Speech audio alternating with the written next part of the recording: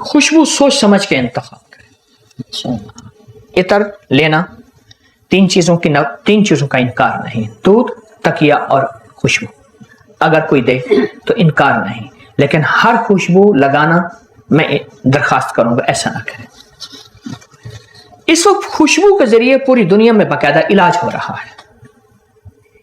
خوشبو کے ذریعے، خوشبو ایک تھراپی ہے، ایک طریقہ علاج ہے، ایک پورا نظام ہے.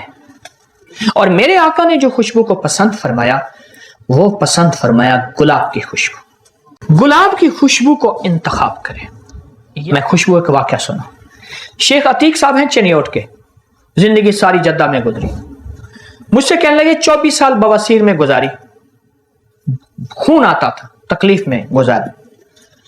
تو کسی سیانے نے کہا شیخ صاحب آپ شمامت العنبر عود تو نہیں لگاتے، مشک تو نہیں لگاتے؟ کہنے لگا راجلانا بہت زیادہ لگاتا ہوں. چھوڑ دیں یہ خوشبو، سب خوشبوئیں سروں کا تاج ہیں، لیکن دیکھیں جس طرح ساری غذائیں ہیں، میری موافق غذا کون سی ہے؟ غذائیں تو ساری ہیں، دوائیں تو ساری ہیں، میری موافق دوا کون سی ہے؟ ہم ہر خوشبو لگانا شروع کر دیتے ہیں.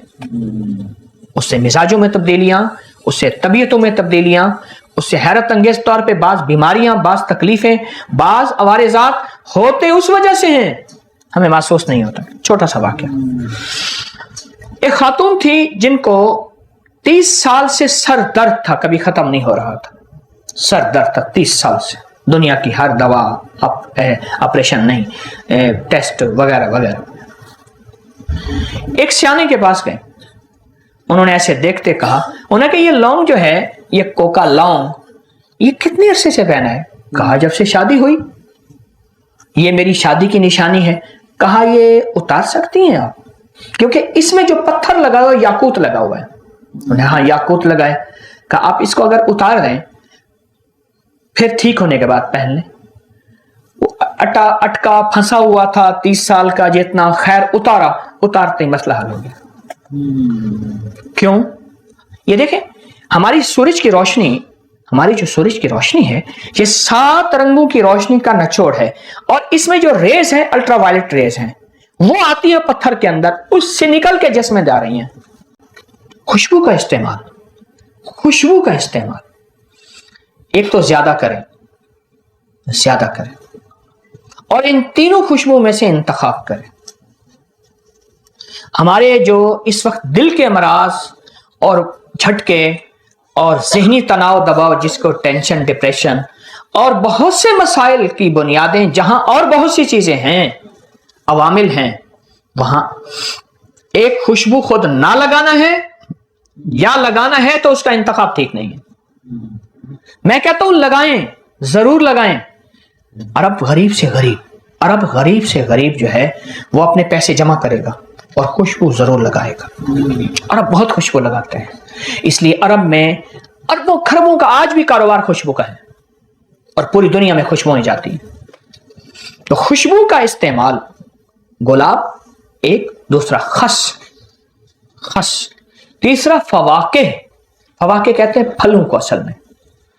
یہ خوشبو کا استعمال اپنی زندگی میں کریں. مجھے ایک عرب نے خوشبو لگانے کا طریقہ بتایا تھا، طالب علم سیکھتا ہوں. اس نے کہا خوشبو اٹھائیں، یہاں لگائیں، پھر اس کو ایسے اور ایسے کریں اور یہاں لگائیں، جو آپ کے گلے ملے اس کو بھی خوشبو آئے. تو خوشبو کا استعمال سوچ سمجھ کے بھی استعمال بھی کریں. جو بندہ خوشبو کا استعمال کرے گا، رزق اس کی طرف ایسے آئے گا جیسے آبشار سے پانی. کیوں؟ آپ 2 چیزوں کو غذا دے رہے ہیں. دیکھیں کھلانے پلانے والے کو اللہ کھلاتا ہے، انہیں پلاتا ہے. آپ 2 ہستیوں کو غذائیں دے رہے ہیں خوشبو استعمال کر کے. 2 ہستیوں کو غذائیں دے رہے ہیں، جنات کو. جنات جو نیک اولیاء جنات ہیں ان کی کئی غذائیں ہیں. نیک اولیاء جنات کی غذا خوشبو ہے، فرشتوں کی غذا خوشبو ہے. آپ ان کو غذائیں دے رہے ہیں، وہ آپ کی حفاظت پہ آ جائیں گے، آپ کا ساتھ دیں گے، آپ کے اوپر چھاؤں کریں گے. میں مختلف روایات کا آپ کو مجموعہ بتا رہا ہوں، اور وہ آپ کے لیے معاون، مخلص اور دوست ثابت ہوں گے جو خوشبو کا استعمال ہوگا.